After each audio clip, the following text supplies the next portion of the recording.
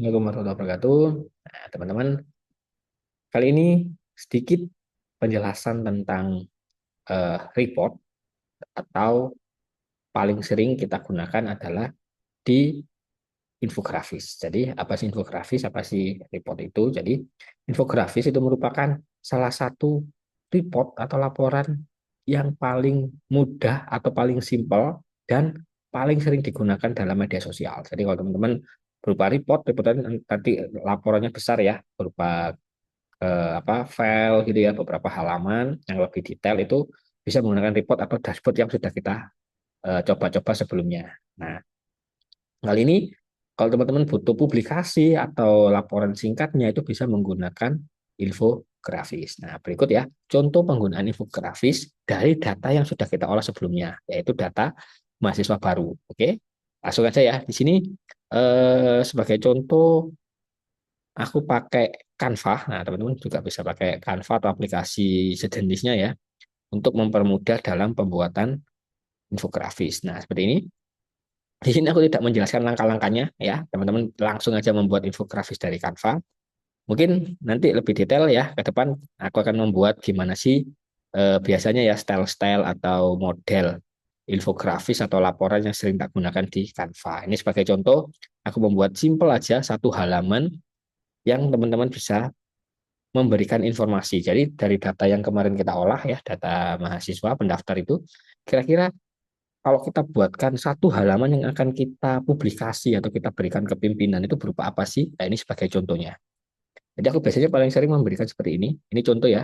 Di bagian atas berisi judul ya, kemudian di sini ini highlight-highlight, yang ini yang highlight biasanya tak pakai di scorecard kemarin ya, highlight scorecard, kemudian pendaftarnya berapa, seperti ini, teman-teman tinggal menambahkan, diterimanya berapa, sekian. Jumlah-jumlahnya dari mana? Dari Loker Studio yang sudah kita buat sebelumnya. Oke, pendaftar, kemudian diterimanya sekian. Nah, setelah itu kita buat lagi kemarin kalau nggak salah ada scorecard ya, ada taman scorecard untuk laki-laki perempuan. Laki-lakinya berapa? 157 orang. Perempuannya berapa? 127 orang. Berapa persen? 55% laki-laki, 45% perempuan untuk pendaftarnya. Nah, kemudian yang paling seru karena kita pakai yang Locker Studio ya kemarin ya. Jadi lebih mudah dalam melakukan sebaran atau layouting tentang map ya, contohnya seperti ini. Ini data sebarannya. Mahasiswanya yang sudah keterima ya sebagai mahasiswa itu tersebar di mana aja. Nah, bisa kita gambarkan. Kita ambil aja dari yang Locker Studio kemarin, kita screenshot, atau teman-teman bisa langsung ngambil dari elemennya Canva berupa map. Tampil seperti ini. Nah, teman-teman tinggal menambahkan nih dari Riau berapa, dari Sulsel 1, Riau 1, Jawa Barat 6, Jateng 10, dan seterusnya. Ini tulisannya manual ya, karena tidak pakai by data otomatisnya dari Figma, dari Canva, nggak ada. Jadi kita semuanya by manual, kita isikan manual, kita kasih marker, kita kasih tanda, dan seterusnya. Dari sini untuk memudahkan dalam pembacaan. Kecuali nanti kalau sebelah kanan di sini kayak kemarin teman-teman ngasih tabel gitu, boleh lebih mudah dibaca. Atau selain kayak gini, kita teman-teman membuat apa namanya ranking gitu ya. Paling tinggi pesertanya dari mana, pendaftarnya dari mana, atau yang lulus dari mana. Dari Jatim 230, kemudian peringkat 2 dari Jateng, ketiga dari NTT, dan seterusnya. Teman-teman bisa menyesuaikan. Nah, di chart yang terakhir, aku menambahkan data prodinya, jumlah mahasiswa prodi. Jadi jumlah mahasiswa yang sudah masuk atau yang sudah diterima. Ini yang diterima aja. Totalnya sekian, negara sekian, niaga sekian, dan seterusnya. Ya, ini teman-teman tinggal menyesuaikan aja dari mana, dari Locker Studio. Terakhir, biasanya tak berikan info seperti ini.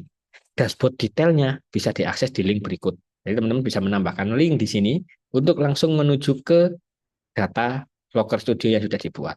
Seperti itu. Jadi dari info awal ini memberikan informasi, oh ternyata gambarannya mahasiswa barunya seperti ini. Ya, yang daftar sekian, yang lulus sekian, asalnya dari mana, laki-laki perempuannya mana, prodi penerimaan paling besar mana, paling sedikit mana. Teman-teman bisa melihat. Bapak Ibu pimpinan juga lebih mudah dalam melakukan evaluasi. Nah, untuk lebih detail datanya gimana? Teman-teman bisa memberikan link atau menambahkan QR code menuju ke Locker Studio yang sudah buat seperti itu. Jadi kesimpulannya apa? Kesimpulannya dari infografis yang tak buat ini, aku lebih menonjolkan kesebaran mahasiswa sama jumlah mahasiswa seperti itu. Kalau teman-teman pengen berdasarkan data yang lain, silahkan. Masih banyak data dari kolom kemarin ya yang belum dieksplor, silahkan dieksplor. Nah, selanjutnya teman-teman silahkan coba, silahkan buat infografisnya masing-masing ya dengan stylenya masing-masing, kebutuhannya masing-masing. Jadi ini adalah contoh, tidak semuanya harus seperti ini.